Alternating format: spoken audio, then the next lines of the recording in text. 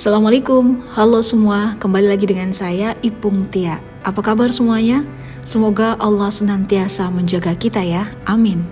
Kawan, di video kali ini saya akan mencoba berbagi informasi berkaitan dengan perbedaan ASN antara PNS dan P3K yang seringkali masih dipertanyakan oleh sebagian masyarakat dan bahkan ASN di lingkungan pemerintah daerah. Namun, sebelum Anda menyimak video ini selengkapnya, jangan lupa like, comment, share, dan subscribe dulu ya. Kawan, menurut Undang-Undang ASN Nomor 5 Tahun 2014, aparatur sipil negara atau ASN adalah profesi bagi pegawai negeri sipil atau PNS dan pegawai pemerintah dengan perjanjian kerja atau P3K yang bekerja pada instansi pemerintah.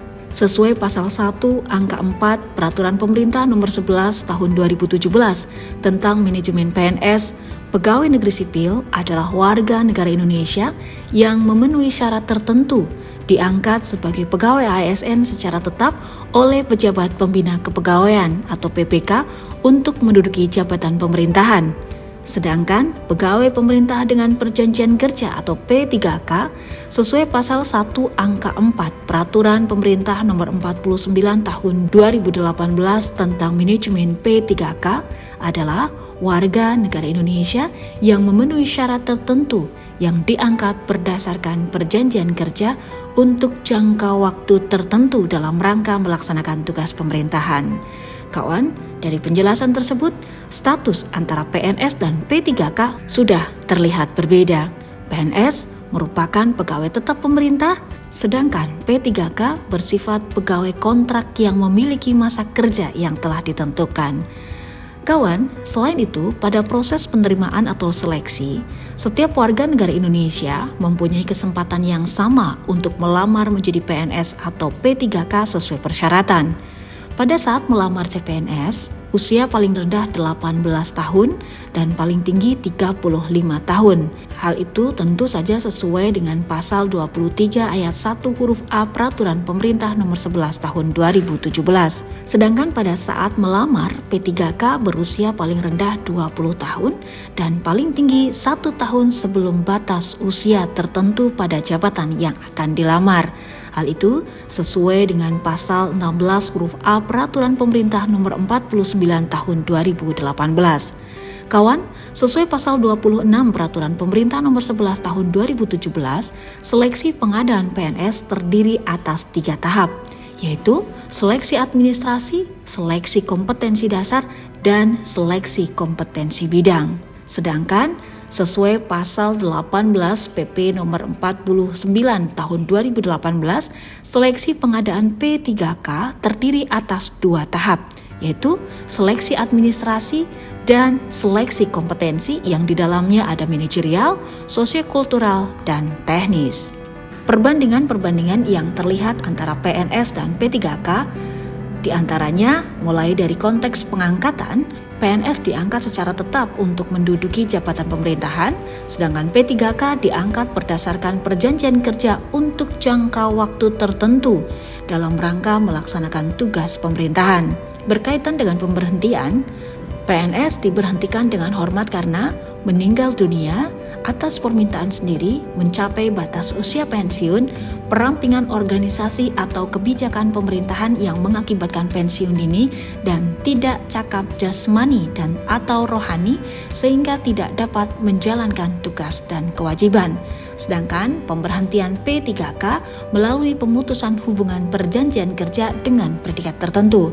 Pemutusan hubungan perjanjian kerja P3K dengan hormat apabila jangka waktu perjanjian kerja berakhir, meninggal dunia, atas permintaan sendiri, perampingan organisasi atau kebijakan pemerintah yang mengakibatkan pengurangan P3K, tidak cakap jasmani dan atau rohani sehingga tidak dapat menjalankan tugas dan kewajiban sesuai perjanjian kerja yang disepakati. Kawan, pemutusan hubungan perjanjian kerja P3K karena jangka waktu perjanjian kerja berakhir, yaitu termasuk telah mencapai batas usia tertentu dalam jabatan yang diduduki. Sementara itu dalam konteks kedudukan, PNS dapat menduduki seluruh jabatan pemerintahan, sedangkan P3K, jenis jabatan yang dapat diisi oleh P3K diatur dengan peraturan presiden, kemudian tidak dapat mengisi jabatan pimpinan tinggi pratama. Dalam konteks hak, PNS mendapatkan gaji, tunjangan, dan fasilitas, cuti, jaminan pensiun dan jaminan hari tua, perlindungan, dan pengembangan kompetensi. Sementara untuk P3K mendapatkan gaji dan tunjangan, cuti, perlindungan, dan pengembangan kompetensi. Kawan, jaminan hari tua diberikan dalam konteks perlindungan. Sementara berkaitan dengan gaji dan tunjangan, perbedaan antara PNS dan P3 adalah untuk PNS berdasarkan Undang-Undang ASN menerima gaji, tunjangan kinerja, dan tunjangan kemahalan. Berdasarkan kondisi existing, PNS menerima gaji pokok, tunjangan keluarga, tunjangan pangan, tunjangan jabatan, tunjangan kinerja bagi PNS di pemerintahan pusat, tambahan penghasilan pegawai bagi PNS di pemerintahan daerah, tunjangan resiko atau bahaya bagi jabatan tertentu, tunjangan khusus bagi PNS dengan kondisi khusus, dan tunjangan profesi bagi guru dan dosen. Kawan, kebijakan pemberian tunjangan kinerja masih dikaitkan dengan penilaian pelaksanaan reformasi birokrasi di instansi pemerintah pusat dengan besaran atas persetujuan Menteri Keuangan. Sedangkan kebijakan pemberian tambahan penghasilan pegawai sesuai dengan kemampuan keuangan masing-masing instansi pemerintah daerah yang dikoordinasikan oleh Menteri Dalam Negeri. Gaji dan tunjangan P3K berlaku sesuai dengan ketentuan peraturan perundang-undangan yang berlaku bagi PNS. Ketentuan gaji dan tunjangan P3K saat ini diatur dengan Peraturan Presiden Nomor 98 Tahun 2020. Kawan, berkaitan dengan pengenaan pajak penghasilan. Bagi PNS, pengenaan pajak penghasilan ditanggung oleh APBN atau APBD sesuai dengan Peraturan Presiden Nomor 80 Tahun 2010. Sedangkan untuk P3K sesuai dengan ketentuan Peraturan Perundang-undangan mengenai pajak penghasilan. Berkaitan dengan perlindungan, untuk PNS mendapatkan jaminan kesehatan, jaminan kecelakaan kerja, jaminan kematian, dan bantuan hukum. Sedangkan untuk P3K mendapatkan jaminan hari tua, jaminan kesehatan, jaminan kecelakaan kerja, jaminan kematian, dan bantuan hukum. Kawan, berkaitan dengan usia pensiun, berikut adalah perbedaan antara PNS dan P3K.